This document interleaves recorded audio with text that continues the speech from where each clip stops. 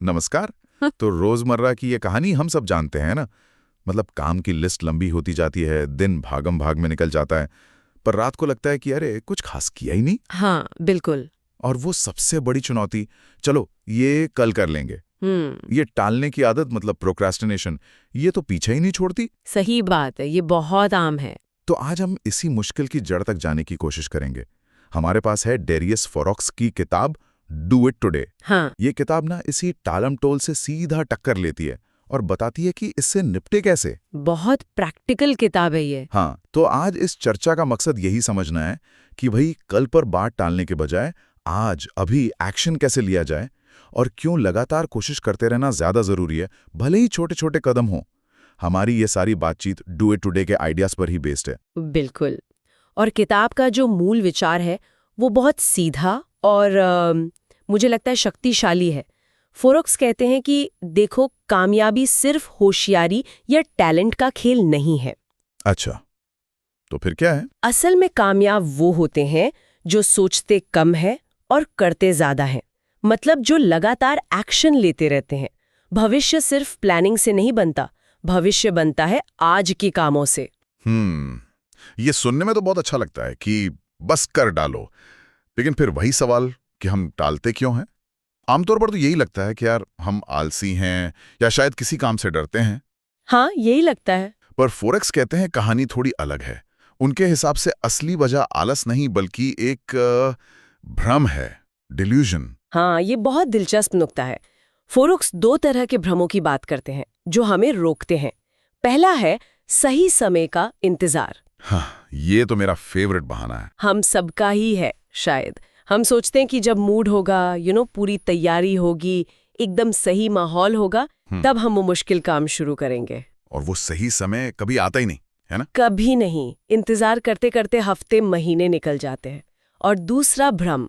हाँ, दूसरा क्या है? दूसरा भ्रम है अपने भविष्य के अवतार पर जरूरत से ज्यादा भरोसा करना। भविष्य का अवतार मतलब हमें लगता है कि कल वाला मैं ज्यादा डिसिप्लिन होगा, ज्यादा एनर्जेटिक होगा और आज का ये मुश्किल काम ना चुटकियों में निपटा देगा। हाँ, कि कल सुबह उठूंगा तो एकदम फ्रेश माइंड से करूंगा। एग्जैक्टली। जबकि सच तो ये है कि कल वाला मैं भी काफी हद तक आज वाले मैं जैसा ही होगा। वही कमजोरियां, वही आदतें। तो ये भी खुद को धोखा देने का एक तरीका है बेसिकली। लेकिन हम ऐसा सोचते क्यों हैं? मतलब क्या हम जानबूझकर खुद को बेवकूफ बनाते हैं? देखिए, साइकोलॉजी के नजरिए से देखें तो ये एक तरह का बचाव का तरीका है, डिफेंस मैकेनिज्म। अच्छा। उस काम को अभी शुरू करने में जो थोड़ी तकलीफ है, जो असहजता है, उससे बचने के लिए हम उसे भविष्य पर टाल देते हैं। दिमाग को फौरी राहत मिल जाती है, तात्कालिक राहत। हाँ। लेकिन लंबे समय में ये हमें नुकसान पहुंचाता है, क्योंकि काम तो वहीं का वहीं रहता है, बल्कि और बढ़ जाता है शायद। तो फिर इसका हल क्या है? अगर परफेक्ट टाइम का इंतजार करना एक भ्रम है, तो फिर शुरुआत कैसे करें? यहीं पर फोरक्स का सबसे, मैं कहूंगी, क्रांतिकारी सुझाव आता है। परफेक्शन का इंतजार छोड़ो और जानबूझकर इम्परफेक्ट शुरुआत करो। इम्परफेक्ट स्टार्ट मतलब जैसी भी तैयारी है, जितना भी समझ आ रहा है, बस शुरू कर दो। पहला कदम उठा लो, चाहे वो कितना भी छोटा क्यों ना लगे, कितना भी अधूरा क्यों ना लगे। ये सुनने में अजीब लग सकता है, पर असल में ये उस जड़ता को, उस इनर्शिया को तोड़ने का एकमात्र तरीका है जो हमें शुरू ही नहीं करने देती। एक बार गाड़ी हिल जाए ना, तो फिर रफ्तार पकड़ना आसान हो जाता है। ठीक है, ये तो हुई शुरुआत करने की बात, पर गाड़ी स्टार्ट करके बीच में छोड़ देने का क्या? शुरू तो कई बार कर लेते हैं, पर फिर वो मोमेंटम खत्म हो जाता है। बिल्कुल सही पॉइंट। इसीलिए फोरक्स कहते हैं कि सिर्फ शुरुआत करना काफी नहीं है, आपको अपनी पहचान, अपनी आइडेंटिटी को बदलना होगा। पहचान बदलनी होगी? हाँ, आपको खुद को एक एक्शन लेने वाले इंसान के तौर पर देखना शुरू करना होगा। मन में ये दोहराना होगा, मैं वो इंसान हूं जो चीजों को पूरा करता है, मैं टालता नहीं हूं। अच्छा। जब ये आपकी सोच का, आपकी पहचान का हिस्सा बन जाता है ना, तब टालमटोल करना मुश्किल हो जाता है। आप वो काम करते हैं क्योंकि आप वैसे इंसान हैं। It's who you are. ये पहचान बदलने वाली बात तो काफी गहरी है। इसका मतलब ये हुआ कि हमें मोटिवेशन के भरोसे नहीं बैठना चाहिए। हम तो अक्सर वेट करते हैं कि कब मोटिवेशन आएगा और हम काम शुरू करेंगे। हाँ, और फोरक्स के मुताबिक मोटिवेशन पर निर्भर रहना सबसे बड़ी गलतियों में से एक है। क्यों? मोटिवेशन तो अच्छी चीज है ना। अच्छी चीज है, पर भरोसे लायक नहीं। क्यों? क्योंकि मोटिवेशन एक भावना है, एक फीलिंग, और भावनाएं तो मौसम की तरह बदलती रहती हैं। हाँ, ये तो है। आज आप उत्साहित महसूस कर रही हैं, कल शायद थका हुआ या उदास। तो क्या आप अपनी जरूरी चीजों को, अपने गोल्स को, अपनी भावनाओं के उतार चढ़ाव पर छोड़ देंगे? नहीं, ये तो बहुत ही अनस्टेबल हो जाएगा।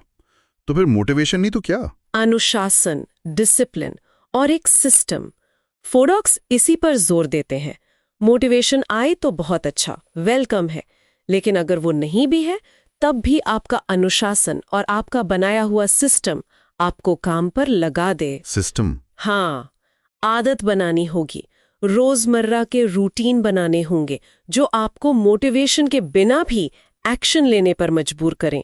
असल प्रोडक्टिविटी मूड से नहीं, अनुशासन से आती है। हाँ, ये बात तो बिल्कुल सही है। याद है नए साल पर कितने जोश में जिम ज्वाइन करते हैं? हाँ, और फरवरी आते आते सारा मोटिवेशन हवा।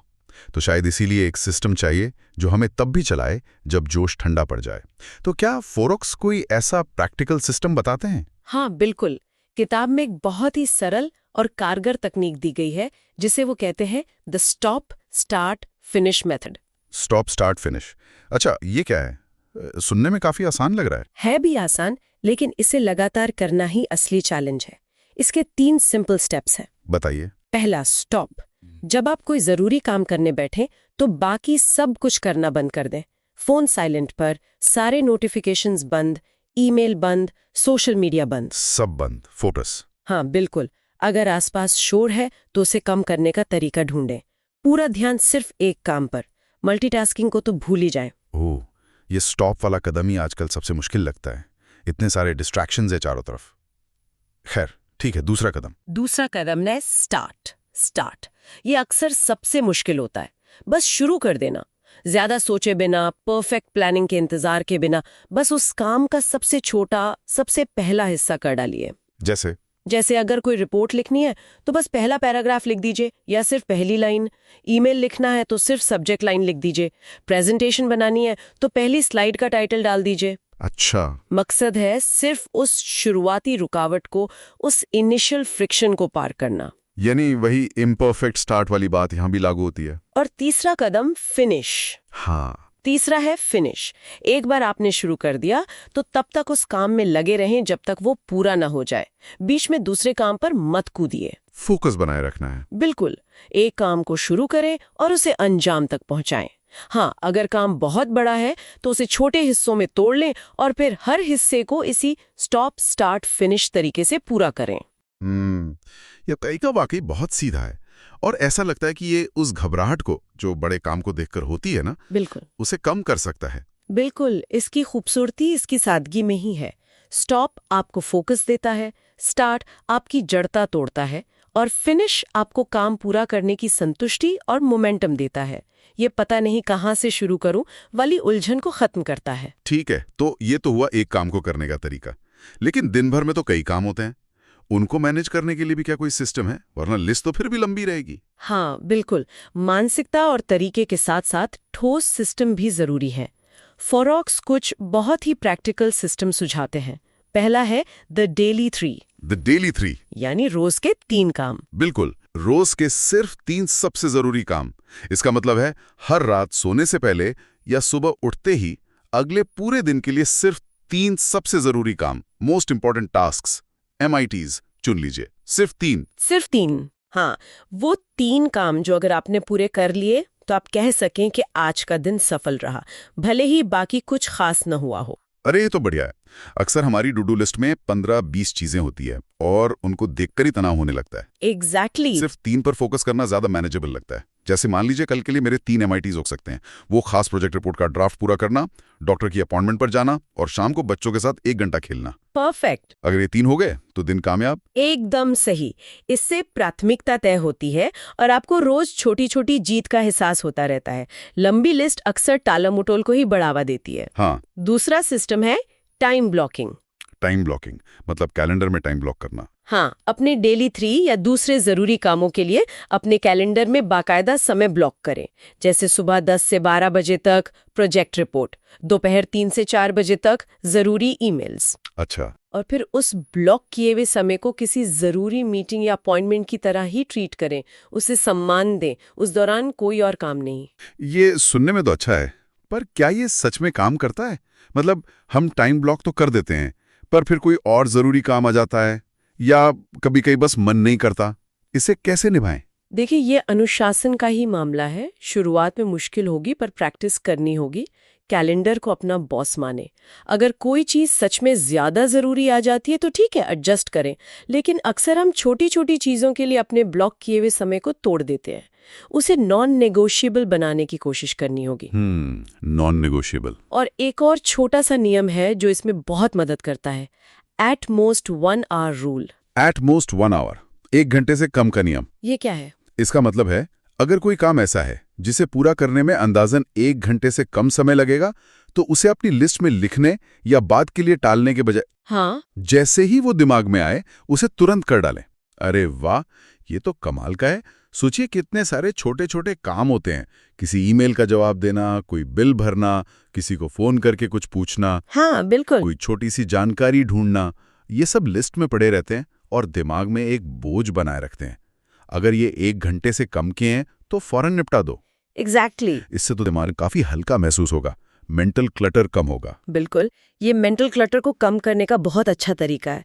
आपका दिमाग फिर बड़ी और ज्यादा जरूरी चीजों पे फोकस करने के लिए आजाद रहता है। लेकिन ये सारे सिस्टम और तरीके, मतलब डेली 3, टाइम ब्लॉकिंग, ये सब तब बेकार हो सकते हैं अगर हमारा ध्यान ही काबू में ना हो, है ना? और आज के डिजिटल युग में तो ये बहुत बड़ी चुनौती है। फोन की घंटियां, नोटिफिकेशंस, सोशल मीडिया, ये तो प्रोडक्टिविटी के सबसे बड़े दुश्मन लगते हैं मुझे। आप बिल्कुल सही कह रहे हैं। और फॉरेस्ट इस पर भी काफी जोर देते हैं। वो जिसे कहते हैं डिजिटल मिनिमलिज्म अपनाने की सलाह देते हैं। डिजिटल मिनिमलिज्म मतलब अपनी डिजिटल दुनिया को सरल बनाना। हाँ, सरल और नियंत्रित बनाना। तो इसके लिए क्या करना चाहिए? क्या फोन फेंक दें? नहीं, फेंकना जरूरी नहीं है, लेकिन कंट्रोल अपने हाथ में लेना जरूरी है। पहला और सबसे जरूरी कदम, अपने फोन और कंप्यूटर पर लगभग हर ऐप के नोटिफिकेशन बंद कर दें। सारे? हाँ, लगभग सारे। सिर्फ शायद बेहद जरूरी कॉल्स या मैसेज के रख सकते हैं, बाकी सब बंद। आप तय करें कि आपको कभी मेल देखना है, कब व्हाट्सएप चेक करना है, ना कि आपका फोन आपको हर 2 मिनट में बताए। हाँ, ये तो करना पड़ेगा। वो लगातार स्क्रीन पर कुछ पॉपअप होते रहना बहुत ध्यान भटकाता है। और क्या? दूसरा, अपने काम करने के माहौल, वर्किंग एनवायरनमेंट को सुधारें। ऐसी जगह चुनें जहां कम से कम डिस्टर्बेंस हो। अच्छा, अगर मुमकिन हो तो काम करते वक्त फोन को दूसरे कमरे में रख दें या कम से come do not disturb mode पर डाल दें। अपने कंप्यूटर पर गैर जरूरी टैब्स बंद रखें। काम के वक्त टीवी या म्यूजिक अगर ध्यान भटकाते हैं तो उन्हें बंद रखें। मतलब माहौल ऐसा बनाएं जो गहरे काम, डीप वर्क में मदद करे। यानी अपने आसपास के माहौल को अपने फोकस के हिसाब से ढालना। बिल्कुल, हमारा वातावरण हमारी एकाग्रता पर बहुत गहरा असर डालता है। अगर आप किसी शोर शराबे वाली जगह पर या लगातार रुकावटों के बीच काम करने की कोशिश करेंगे तो अच्छी क्वालिटी का काम करना लगभग नामुमकिन हो जाता है। सही बात है। और ये डिजिटल विकर्षण सिर्फ हमारा समय नहीं लेते, वो हमारी ध्यान केंद्रित करने की क्षमता को भी धीरे धीरे कमजोर करते जाते हैं। हर बार जब हमारा ध्यान टूटता है और हम वापस काम पर लगते हैं तो उसमें दिमागी ऊर्जा खर्च होती है, जिसे स्विचिंग कॉस्ट कहते हैं। ये सारी बातें, इस मानसिकता बदलना, तरीके अपनाना, सिस्टम बनाना, माहौल सुधारना, ये सब एक बार करने से तो होगा नहीं। इसे बनाए कैसे रखें? मतलब लॉन्ग टर्म में कैसे टिके रहें? यहीं पर फोरोक्स की आखिरी लेकिन शायद सबसे महत्वपूर्ण सलाह आती है, रिव्यू और रिपीट। रिव्यू और रिपीट? हाँ, प्रोडक्टिविटी कोई मंजिल नहीं है, ये एक लगातार चलने वाला सफर है। इसे मेंटेन करने के लिए नियमित रूप से आत्मनिरीक्षण करना, मतलब रिव्यू करना जरूरी है। रिव्यू मतलब क्या करें इसमें? फोरोक्स वीकली रिव्यू का सुझाव देते हैं। हफ्ते में एक बार, शायद शुक्रवार शाम को या रविवार को, सिर्फ 30 मिनट्स निकालें। सिर्फ 30 मिनट्स? हाँ, इस दौरान सोचें, ये हफ्ता कैसा गया? क्या मैंने अपने डेली 3 पूरे किए? कौन से तरीके काम किए, कौन से नहीं किए? कहाँ पर मैं टालम टोल का शिकार हुआ? अगले हफ्ते में क्या अलग या बेहतर कर सकता हूँ? अच्छा। ये ईमानदारी से किया गया रिव्यू आपको ट्रैक पर बने रहने और लगातार सुधार करने में मदद करता है। ये तो एक तरह से अपने परफॉर्मेंस का साप्ताहिक ऑडिट हो गया। आप कह सकते हैं। और रिव्यू के साथ जुड़ा है निरंतरता, कंसिस्टेंसी का सिद्धांत। कंसिस्टेंसी, हाँ। ये तो सुना है। बड़े कभी कभार किए जाने वाले प्रयासों से ज्यादा शक्तिशाली होते हैं छोटे लेकिन रोजाना किए जाने वाले प्रयास। फॉरेक्स रोजाना सिर्फ 1% बेहतर होने की बात करते हैं। सिर्फ 1%। ये तो बहुत कम लगता है। सुनने में कम लगता है, लेकिन ये चक्रवृद्धि ब्याज, कंपाउंड इंटरेस्ट की तरह काम करता है।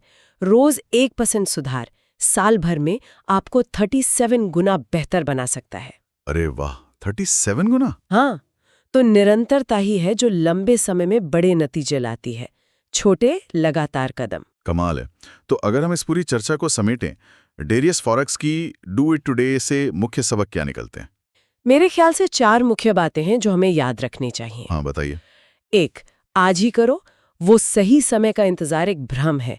एक्शन अभी लेना है, इसी वक्त। बिल्कुल। नंबर 2, एक्शन ही सब कुछ है। सोचना और योजना बनाना जरूरी है, पर बिना एक्शन के वो सिर्फ ख्याल है, बेकार है। ठीक है। तीसरा? 3, सरलता अपनाओ। कॉम्प्लिकेटेड सिस्टम्स की जगह डेली 3, स्टॉप स्टार्ट फिनिश जैसे आसान प्रैक्टिकल तरीकों पर टिके रहो। Simple is better. और चौथा? 4, निरंतरता सफलता की कुंजी है। रोज छोटे छोटे कदम उठाना ही लंबी समय में आपको आगे ले जाएगा, धीरे धीरे पर लगातार। बिल्कुल सही। और शायद किताब का अंतिम लक्ष्य हमें एक तरह की डूइंग मशीन बनने में मदद करना है। मतलब वो इंसान जो सोच विचार में ज्यादा वक्त बर्बाद नहीं करता, बल्कि जरूरी कामों को कर डालता है। हाँ, ये किताब हमें याद दिलाती है कि समय हमारी सबसे कीमती चीज है और इसे कल कर लेंगे कहकर टालना सबसे बड़ा नुकसान है। तो पहचानो क्या जरूरी है, ध्यान भटकाने वाली चीजों को हटाओ और बस उसे आज ही कर डालो। यही सार है। एक्शन लेना एक स्किल है, और अच्छी बात यह है कि इसे सीखा और सुधारा जा सकता है। कोई पैदाइशी डूअर नहीं होता। ये सब सुनने और समझने के बाद एक सवाल फिर भी मेरे मन में घूम रहा है, जिस पर शायद हमारे श्रोता भी सोचना चाहें। जरूर। हमने जान लिया कि परफेक्ट टाइम एक भ्रम है और वो भविष्य का सुपर एफिशिएंट मैं भी शायद एक कल्पना ही है। फिर भी हम ये सब जानते हुए भी क्यों अक्सर उसी सही समय या सही मूड का इंतजार करते रह जाते हैं? क्या ये सिर्फ एक बहुत मजबूत आदत है जिसे तोड़ना बहुत मुश्किल है, या इसके पीछे कोई और गहरा मनोवैज्ञानिक डर या कोई विश्वास काम कर रहा है जिसके बारे में हमें और सोचने की जरूरत है? ये बहुत अच्छा सवाल है सोचने के लिए। हाँ, शायद ये सवाल हमें अपनी टालमटोल की आदतों की जड़ों को और गहराई से समझने में मदद करे। क्या आप जिंदगी बदलने वाली किताबें पढ़ना चाहते हैं पर टाइम नहीं है? चिंता मत कीजिए। बुक बाइट्स पॉडकास्ट पर हम आपके लिए लाते हैं दुनिया की बेस्ट मोटिवेशनल और सेल्फ हेल्प बुक्स की शॉर्ट और पावरफुल समरी सिर्फ 10 से 15 मिनट में। Atomic habits, rich dad poor dad, think and grow rich जैसी किताबों की कमाल की सीख हिंदी में सुनिए। बस अभी सब्सक्राइब करें और बेल आइकन दबाएं ताकि कोई भी नया एपिसोड मिस न हो। ज्ञान का ये सफर आपके साथ ही पूरा है।